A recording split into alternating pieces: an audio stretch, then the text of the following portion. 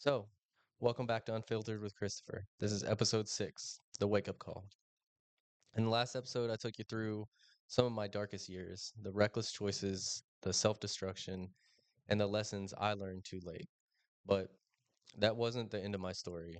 Today, we're diving into the 2 years that led up to my decision to join the military. The moments that shook me, the realization that forced me to change, and the unexpected ways that life pushed me towards something different. So let's get into it. Without further ado, got a little tune for you here. Let's uh let's run this. Let me know what y'all think. Gotta do this here.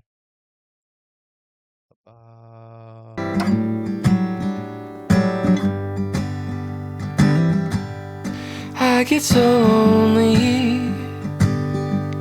and introspective about my dying days.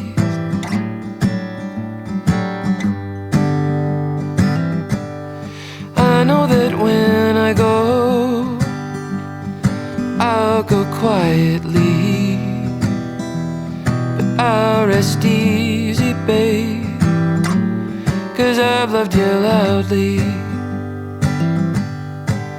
till I die in days,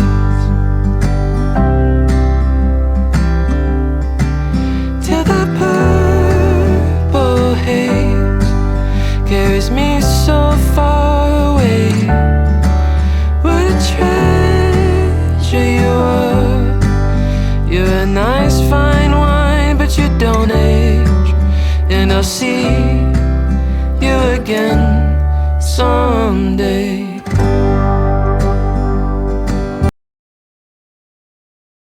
As everybody knows, you know, this is all the music that I pick. I try to pick it along with the episode. It's all royalty free, copyright free.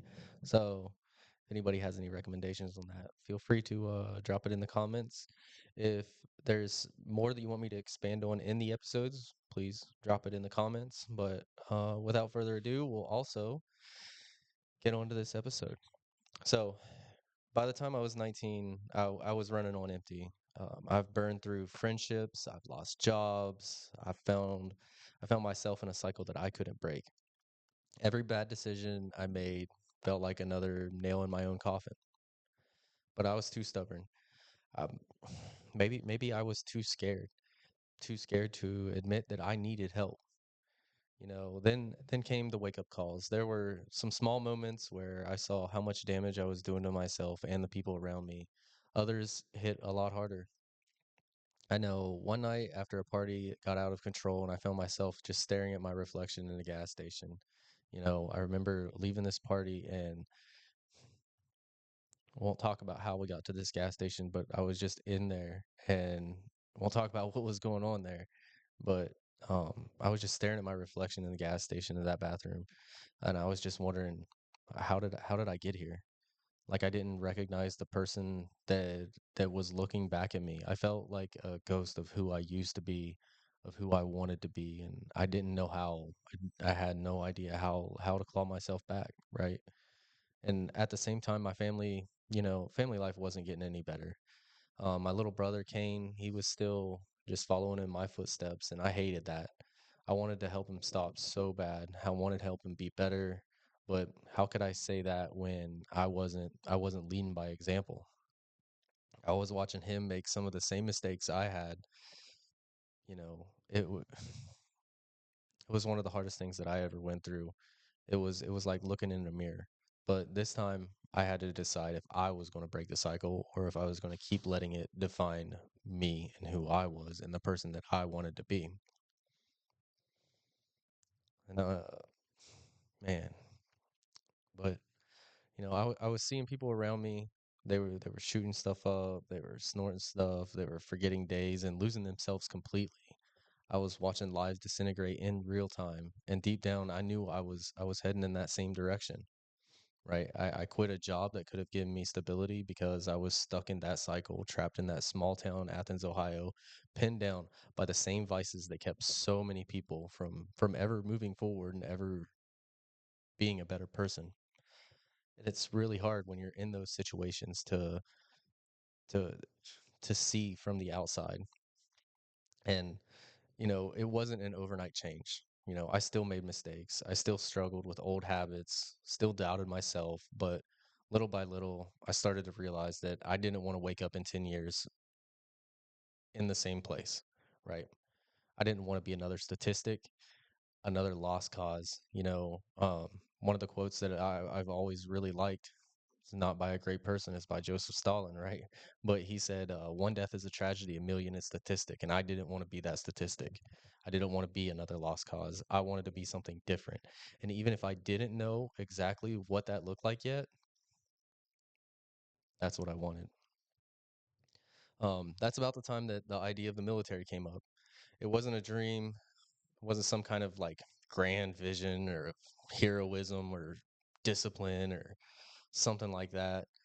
At first, it was just an escape. It was a way out of that life that I had built for myself, a way to break free from the dead end road that I was on. But the more and more I thought about it, the more I realized that maybe, just maybe, it could be the fresh start that I needed. It was when I left Athens and I went to go live with my cousin Nathan. And if you're listening to this, man, I don't know where I would be at in life right now if it wasn't for you. I know I've burned some bridges there, and I've I've made some bad decisions and I've done some bad things, and I apologize. I'm working on this every day to better myself, but you know, he wasn't really my cousin, I guess, by the way. He was like a family cousin, but like distant cousin, like a fourth, fifth cousin, something like that. I don't know, whatever. But he was my best friend in high school.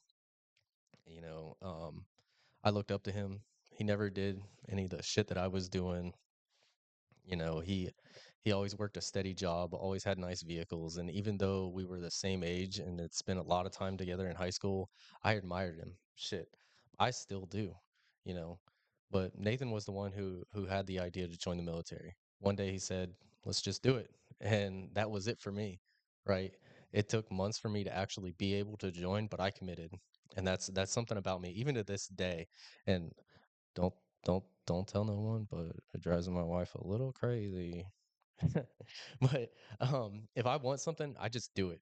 Once my mind is made up, I don't look back. That's just it. That's where I'm going. And if something stops me along the way, it fucks me up, right? Like I'll be so committed, and that's the only road that I can see, just like tunnel vision. But I mean, even from when I was younger, that's just who I was and how I was. But it wasn't that simple with joining the military. I had doubts. Could I handle the structure? Would I fail like I had so many times before? I've seen people leave and come back broken, and I wasn't sure if I was strong enough to handle what was coming.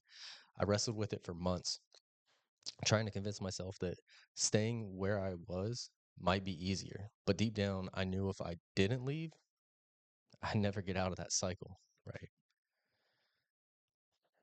The turning point was when I hit rock bottom. I spent another night drinking too much, surrounded by people who only encourage the worst habits, right? I woke up on a couch in a house and barely recognized. I didn't know where I was. My head was pounding, my stomach was in knots, and I looked over and saw the same faces, the same wasted lives. And I realized this wasn't going to be me forever. It wasn't going to be me forever if I didn't change. It was in that moment that I made the decision. I didn't have all the answers, but I knew I needed a way out. The next week, walked in the recruiter's office, still unsure, still terrified, but knowing that if I don't take this step, I might not survive the road I was on. The recruiter asked me, he said, "Hey, why you want to join?" And for the first time in years, I told the truth. I needed to escape. I needed something different. I needed to prove to myself that I was more than my past.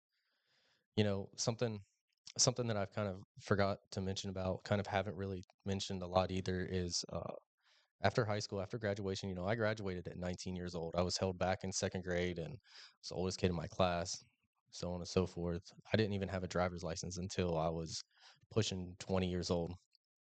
Well, after high school, I was partying, doing the after high school thing with all my friends, after high school parties and all that for the summer. And that's when my parents well, us that the trailer, it got kicked out of the trailer park that we were living in, and it had to get moved to another trailer park because of all the cops showing up all the time, right? Well, when when that happened, I was I was under the influence, and after like we moved the trailer from one spot to another, I was leveling it. I was like under it with jacks, like hydraulic jacks and stuff, trying to get it level and all this. And I was using like 40-year-old bricks to level it, and it blew the bricks blew out, right? It fell on top of me, and I fractured like three lumbar vertebrae and ended up in a full body cast and got sent to life flighted and all kinds of stuff. It was awful. And that was something else that fueled my addiction, and fueled me to to the point where I had to go live with my cousin for a while and had to come out of this. And it was just such a horrible time. And when you're just stuck in that small town mentality, like you don't know any different. So, you know, we're always trying to define who we are and change who we were from our past. But just know, help is out there. So without some more here, we're gonna, here soon we're coming up with the next episodes. I'm gonna give you guys some more of these sweet tunes. And make sure to let me know what you guys think about this music. Maybe I'll just start using, whatever. Just let me know. Let me know what you think. I really appreciate the feedback. I really do.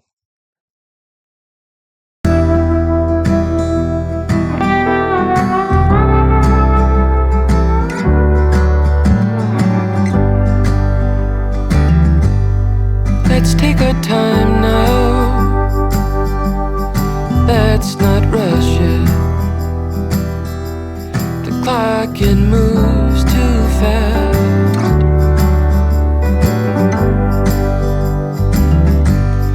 Let's make a melody like the song I'm singing. Let's sit back, take it slow to the end. Till the dying day. Till the purple haze carries me so far away. What a treasure you are. You're a nice fine wine, but you don't age. And I'll see you again someday. When the Lord returns and the trumpet sounds and the world it burns to pieces, I'll be holding you tight all through the night till the sun rises again. Let's get back into it here. Um, looking back, I can see now how close I came to losing everything. I was lucky. Like I had people who cared even when I pushed them away, right?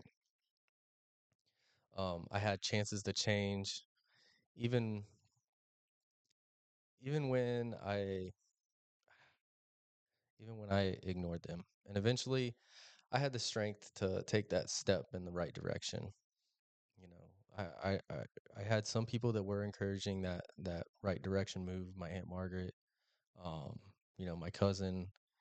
Um, I'm sure deep down other people were. They just didn't know how, right? But the road to change wasn't easy. Even after I enlisted, I faced doubt, I struggled, and moments where I questioned if I had made the right choice, right? But every step forward, no matter how small, was still a step away from the life that I was trying to leave. In the next episode, I'm going to talk about what came next, making the decision to enlist and what that process was like, and how stepping into the unknown changed my life forever. The military was nothing that I ever expected. It came with its own set of struggles, but for the first time in years, I had structure, I had purpose, and a reason to push forward. I want to share that journey with you. the highs, the lows, and the moments who made me who I am today. And if you're at a crossroads like I was, just know this: you're not stuck, you're not beyond hope. Change is terrifying, but it's possible. And if I could do it, so can you. Thanks for listening. If this episode resonated with you, please subscribe. Please hit that thumbs up, hit that plus button, and stay tuned for more. And if you ever need someone to talk to, don't hesitate to reach out. You're not alone. Until next time, stay strong, stay unfiltered.